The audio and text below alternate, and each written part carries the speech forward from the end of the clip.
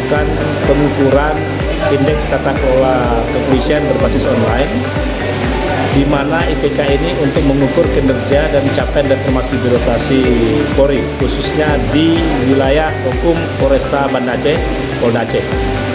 Kegiatan ITK ini akan menghasilkan pemeringkatan nantinya terkait dengan kinerja dengan skala atau nilai rapor 1 sampai dengan 10.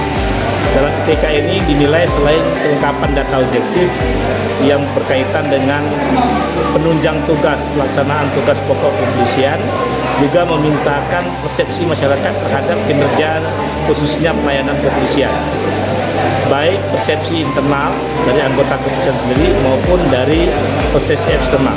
Ya. Nah, untuk eksternal itu kami mengundang baik dari unsur pemerintah Kota Banda Aceh, pimpinan atau anggota Dewan Perwakilan Rakyat Kota Banda Aceh, dari unsur TNI, dari unsur tokoh adat, tokoh agama, tokoh masyarakat, teman-teman jurnalis, akademisi, ormas, OKP, LSM, ya akademisi, singkatnya semua komponen masyarakat yang dianggap mewakili anggota masyarakat yang punya pengetahuan dan pengalaman berurusan dengan kepolisian, baik dalam bidang pelayanan maupun dalam bidang penegakan hukum.